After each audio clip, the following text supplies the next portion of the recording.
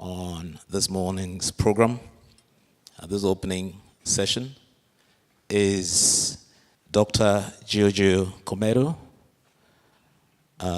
representing the WHO headquarters from Geneva.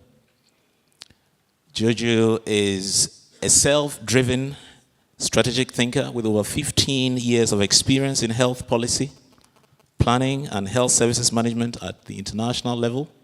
He is also keen and interested in health policy planning, and as a financial expert, travels across the globe, but operating certainly from Geneva.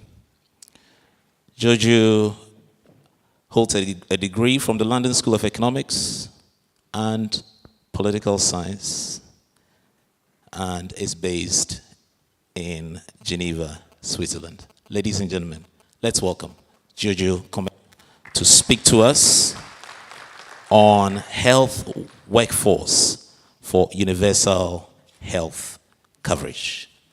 Thank you very much, Giorgio.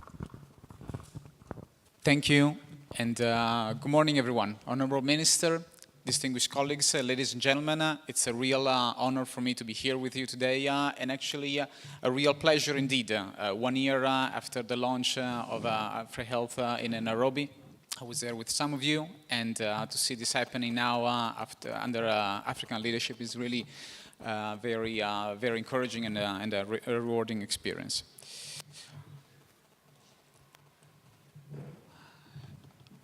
I'll be speaking briefly about the health workforce agenda from a WHO perspective.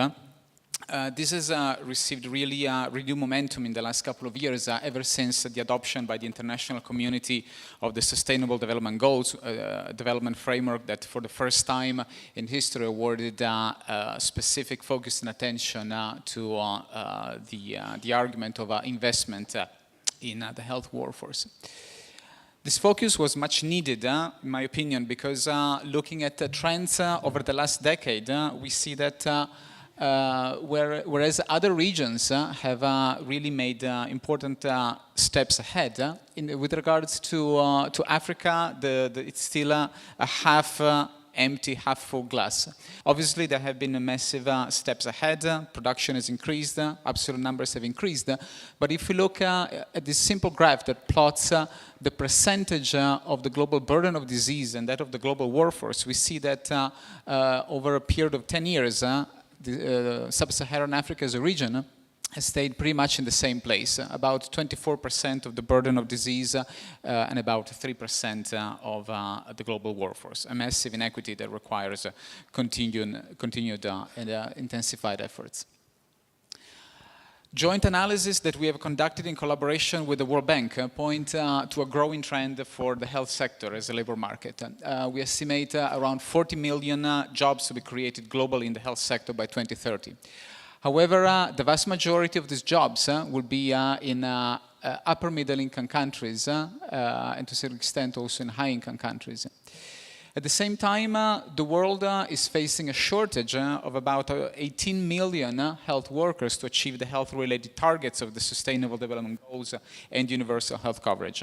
And as you can see here, those deficiencies are primarily concentrated, on the other hand, in low-income and lower-middle-income countries. So this global mismatch obviously points to massive inequalities in access to care and is compounded by the challenge of international migration, with obvious pull factors exercised by the countries where the jobs are created, and to the detriment of those still facing acute shortages. In particular, looking at trends ahead over the next 15 years or so, we see that there will be growth in every region, but the shortage, while declining in most other regions, might actually increase in sub-Saharan Africa. Obviously, this requires warrants very intensified efforts in terms of both production and retention of health workers in the continent. Addressing these challenges requires an integrated approach that looks at the health labor market at large, at the intersection between the education sector and the health sector. And as in many other markets in healthcare, this is characterized by a range of failures. There can be a failure in matching the production of health workers to health sector needs. There can be failures in producing health workers of the adequate quality with the right type of skills mix. And this is an area where an initiative like afreHEALTH can obviously play a massive difference. There can be failures relating to attrition and migration, or lack of decent work and appropriate management that contribute to exacerbating these challenges. So a host of policies are required that range from the education sector, looking both at institutions as well as faculty and students, and policies to address attrition, retention, management, maldistribution and inefficiency of the health workforce, so more concentrated on the health sector side. And obviously it's a critical requirement to regulate effectively both the public and private sector in support of public policy objectives. To this end, WHO has facilitated the development of a global strategy on human resources for health, which was adopted by the World Health Assembly last year, that articulates a range of policy options, objectives, targets and milestones around 4 objectives, including optimizing the existing workforce through appropriate policies, for example, on education, retention, management, anticipating an alignment of investment in the future health workforce requirement through appropriate policies and financing decisions. And to see this happening, we need to strengthen the capacity at both institutional, organizational, and individual level to be effective stewards of the health workforce agenda in countries. This in turn can be informed and supported by strengthened data, evidence, and capacity for research and knowledge.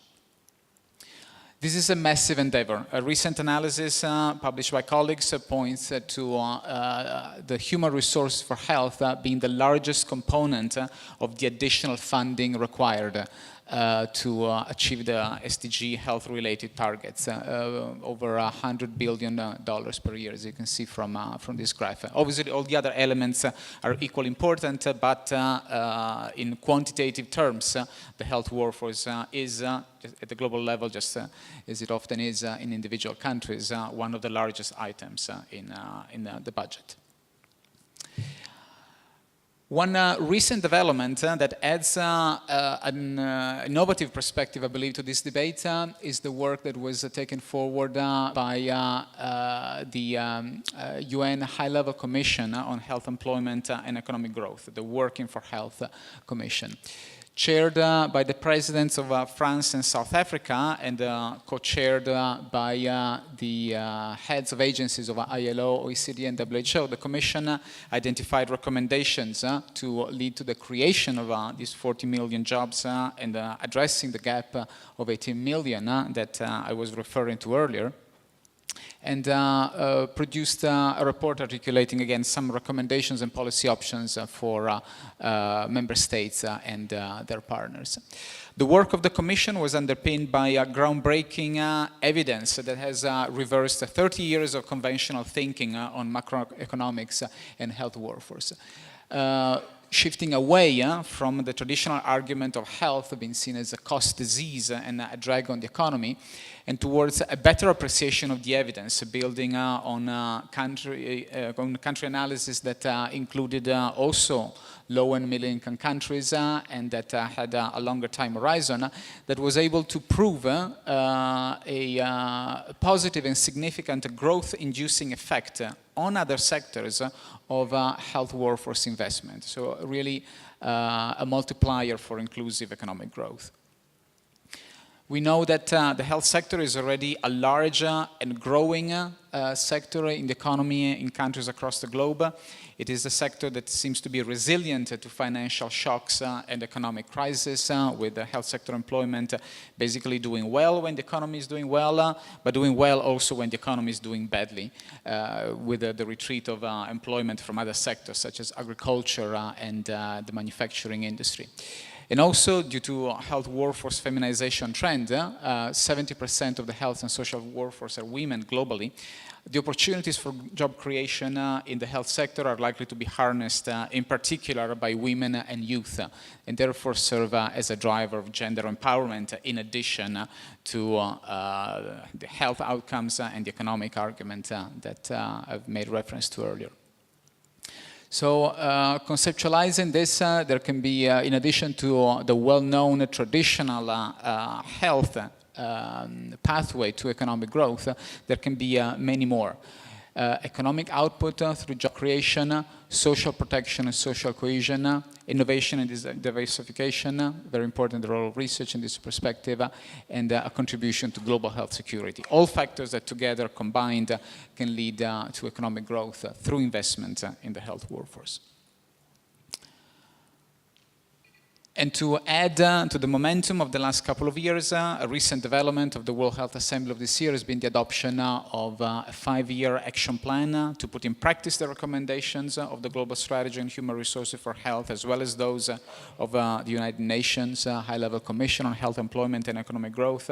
This was a joint agenda, and it's something that we'll see in future WHO collaborating more and more closely with other agencies, including the International Labour Office and the OECD, in support of this critical investment area in, for the health workforce in member states. Thank you very much for your attention.